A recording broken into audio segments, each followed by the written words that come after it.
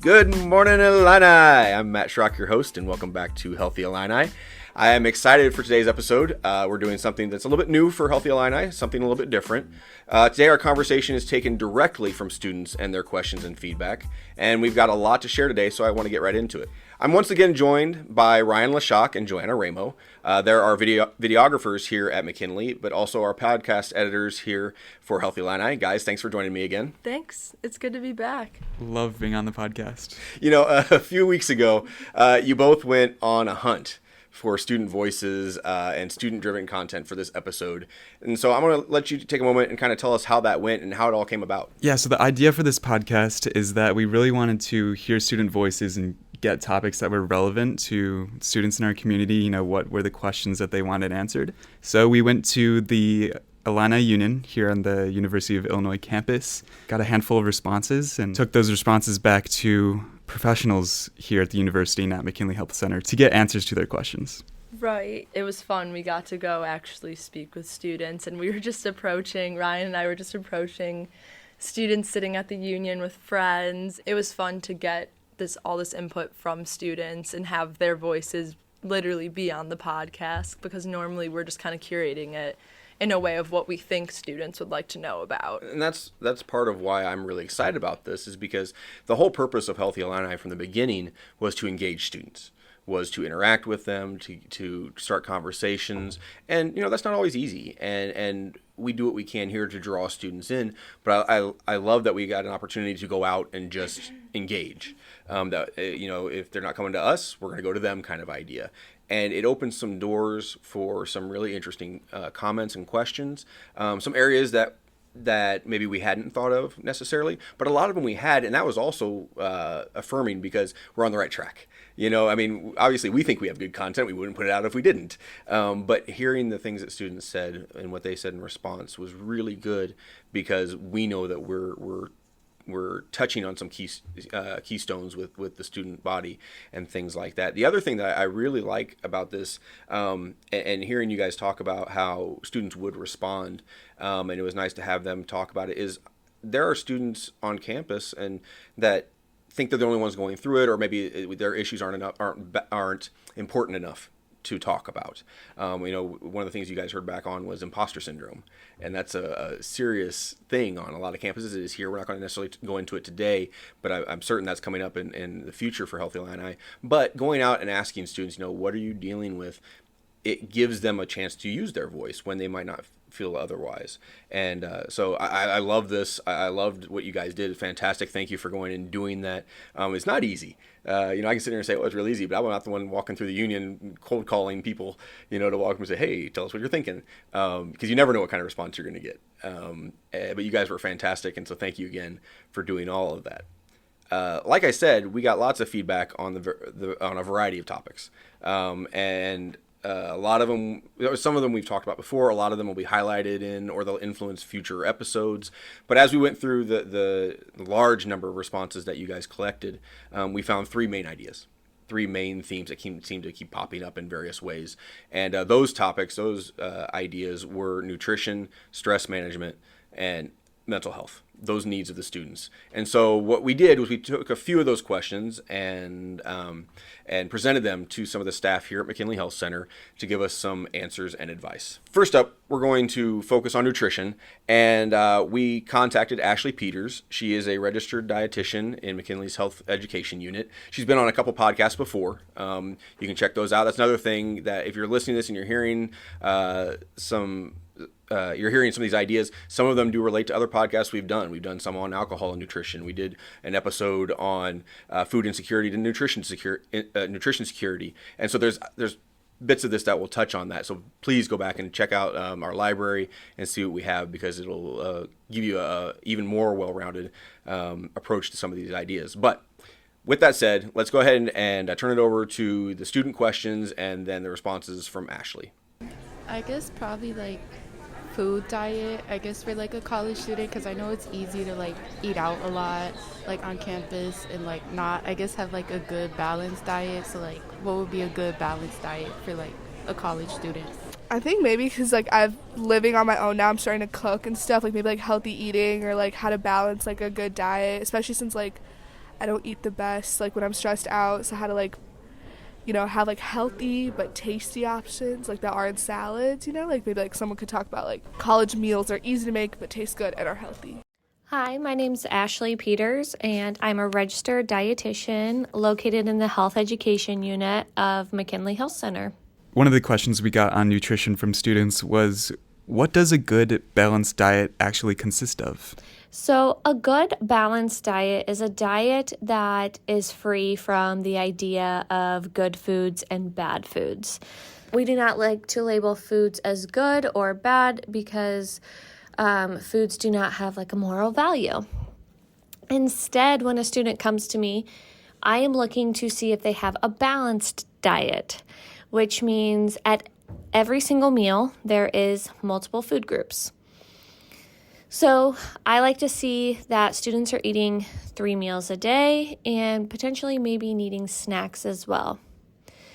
And at each meal, I want to see multiple food groups showing up. So there's 5 main food groups: fruits, vegetables, grains, protein, and dairy.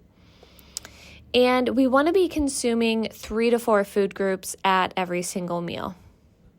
So for breakfast, I would want to see not just cereal, but maybe cereal, which would be a grain, with milk, and that would be a dairy, and having a banana with peanut butter.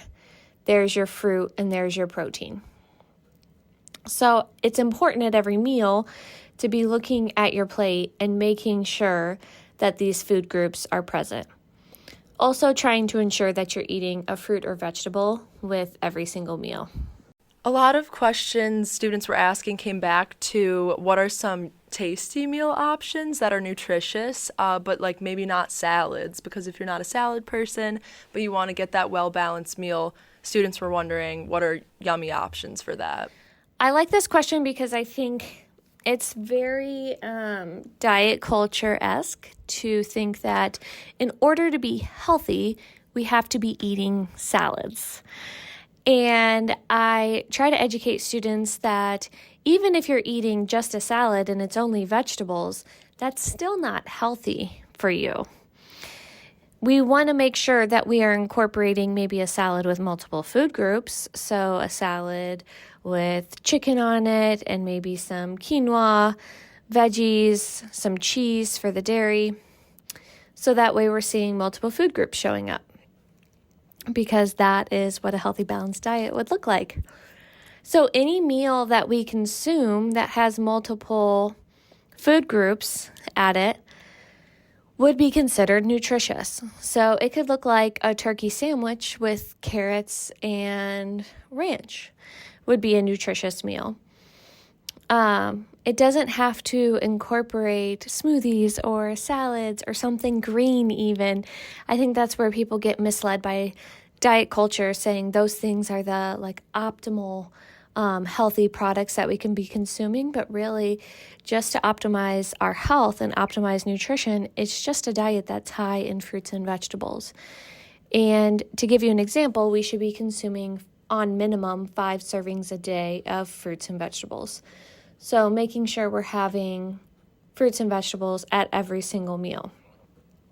If you're looking for some easy meals for busy college students to make, we provide some cooking videos on YouTube. So if you go to McKinley Health Center TV, you will see a series called Kale Yes, which is my cooking channel. And that is all geared towards college students. So more affordable groceries, easy recipes. I try to use things that I know college students will have in their kitchen as well. So those would be some easy meals for like a busy college student. Another question was, what food options do you recommend for students who are on the go throughout the day and maybe don't have time to eat until they get back home, after work or classes or groups later at night? So anytime we're on the go, I always say that's no excuse to not prioritize your nutrition, because nutrition is literally food is fuel for our bodies. So to get throughout the day, you need to be providing your body the energy that it needs to be able to think, to be able to concentrate in class, to be able to retain information, to be able to get to class, all of those things that college students have to be doing and performing throughout the day. So we want to really make sure we're prioritizing our nutrition throughout the day. Even if you're super busy and you're on the go, I highly suggest that when you're grocery shopping, you're looking for portable foods. So that might be, instead of buying a huge container of yogurt, you're just grabbing like the smaller single servings of yogurt, or single servings of cheese would be another example, grabbing some fruit. So before you leave to head to campus for the day, you are going to want to make sure that you are grabbing some of these really accessible foods that you can throw into a lunchbox, that you can throw into a book bag, so that way you can be providing your body the energy that it needs to get throughout that day. I highly encourage, when a student is kind of doing some grab and go options, making yourself a peanut butter and jelly sandwich, or grabbing a can of soup, so that way you could warm it up in a microwave somewhere. That as you're adding these things to your lunchbox, you are thinking about food groups. So is there a couple pieces of fruit to get me throughout the day? Is there some vegetables? Is there protein in this box? Do I have some grains? Is there some whole grains as well? Do I have any dairy in here? So trying not to just grab easy portable snacks in one food category, but make sure you're grabbing them throughout.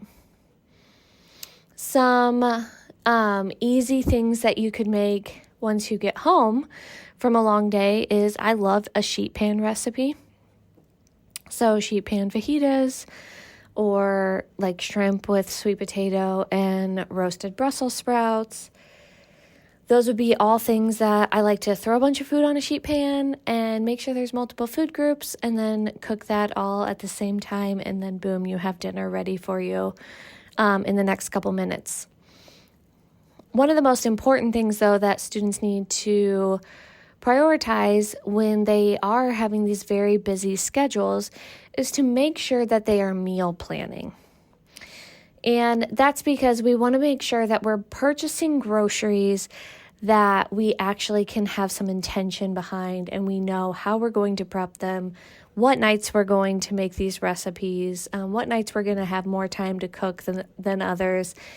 And so maybe if you're getting home late on one night, that's maybe not the night to cook. Maybe we're just going to have leftovers that night, because the night before you had a little bit more time to make yourself an actual balanced meal.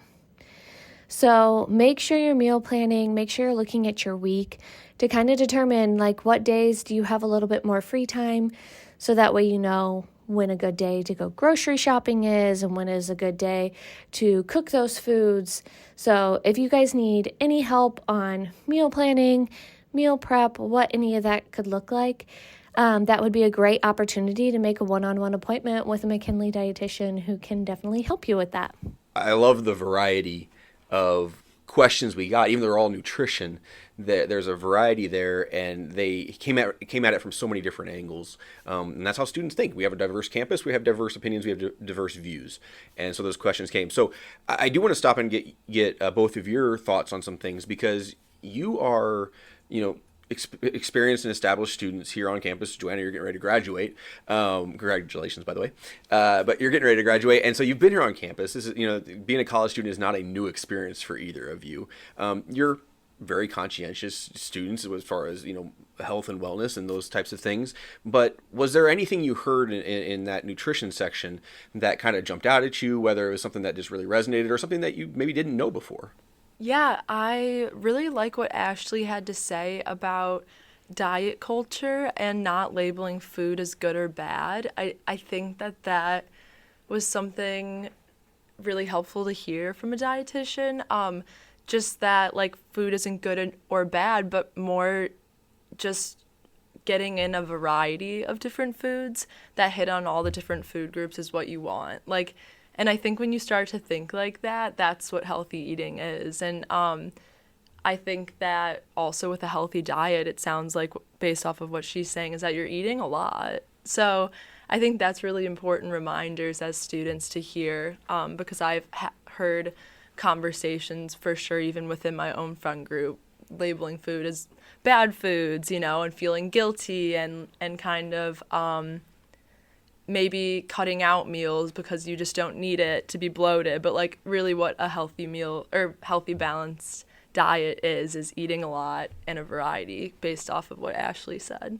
No, I totally agree with those points. This kind of emphasis on like eating less or like eating, only specific things and not other things, I think is like really stressful and unhealthy. You can eat a lot, just make sure you're putting the right things in. One message I wanted to add on was consistency. Diets can be that sort of stressful thing on the back of your head, but having like the thing I like to say is having a cupcake like at an awards ceremony, it's not a slip up. I often see people turning cupcakes down because they think it's going to add another fold onto their stomach if they just have this one thing. But it's like, it works both ways. It's like going to the gym. You have to go to the gym for a few weeks before you see progress. It also takes time to eat into that sort of state. Like Ashley said, foods aren't good or bad. Cupcakes aren't good or bad. As long as you're... Cupcakes are good. Yeah, cupcakes are good. Cupcakes are definitely good. No, go ahead. I don't know what you mean. Please go ahead. Let's put that in there. Let's make that clear. But like, as long as you're active and you're eating right consistently at home, having this one thing isn't going to ruin your progress. I wanted to talk about how she mentioned having 3 meals a day, because I kind of have a different way of life, I guess. So I was just wondering, Joanna, what your experience is with the 3 meals a day, or if it's 2 meals. Or Yeah, I think that what Ashley said was resonating with me a lot. As of recently, I've kind of checked in with myself and was realizing as a senior, my schedule is so busy, and I'm working on a short film right now and also work hours at McKinley, and it's all great stuff, and I'm very passionate about my work, and so I think it kind of takes the priority of like over self-care a lot. So what she was saying about getting the 3 meals in a day, like that's something it is something you have to consciously prioritize, and I think that it's a struggle. Like the on-the-go lifestyle can feel like you don't have time for it, but you will be more productive if you make time to eat. That is like something that she said, and that like I have just kind of come to the realization of recently. So Ryan, responding to that, I think in the past, even as recently as like a month ago, I was eating breakfast and dinner. I was never eating lunch, and would probably forget to pack snacks. So it was like cereal and a banana in the morning, and then stir fry for dinner at 8 p.m. So that was not enough for how fast my life is going, and I think that makes a lot of other problems a lot worse. So lately I've been making sure I have snacks in my bag the night before, because when you're waking up, you're in a rush and you don't want to think about it. So it's nice to have that just there and ready to go. And then I think like prioritizing like a lunch, 3 meals a day. Like if I'm too busy to eat lunch, then maybe I'm too busy. Maybe I need to take a step back from things. So I think that was something great that she emphasized.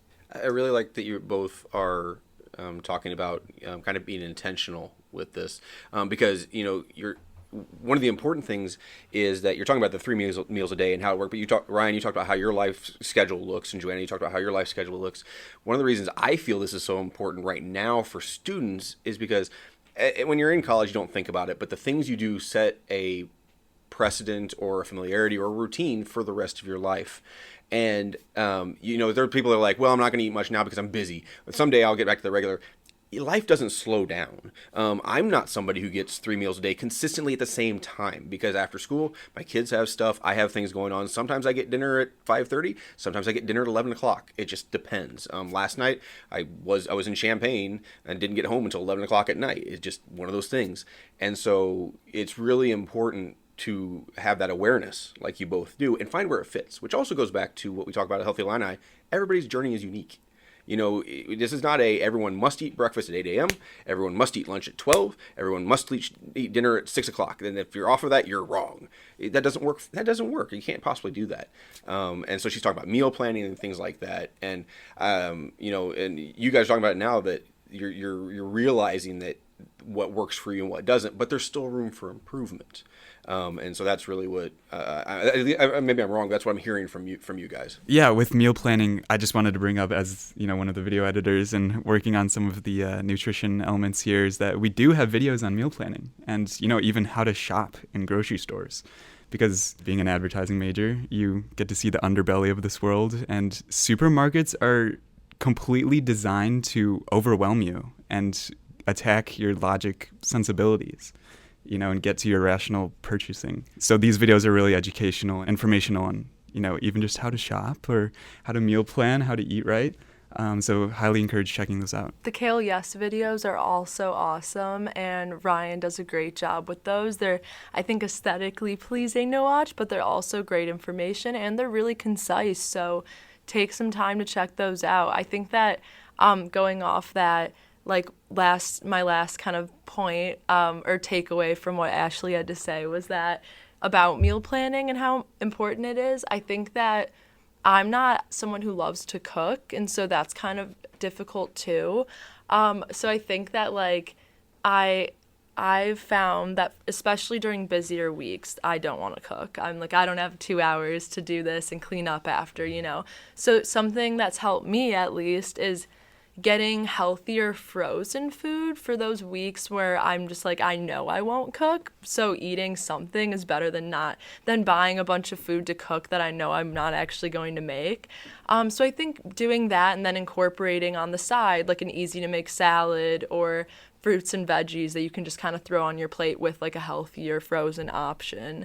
I think it's just kind of thinking about what works for you, but there's always room for improvement. And like Matt said, I think it's important to try to do and work on these things now because you're kind of setting the habits for yourself in the future. And like you said, they're probably, if you're a really busy person and like to do a lot of things, you're probably always going to be like that. There's not going to be a time where that subsides and then you really get on your diet and healthy eating. So I think now's the time. It really is, and that's why we're trying to offer some opportunities to respond to things that students are dealing with now, so they can set that precedent, they can set that routine.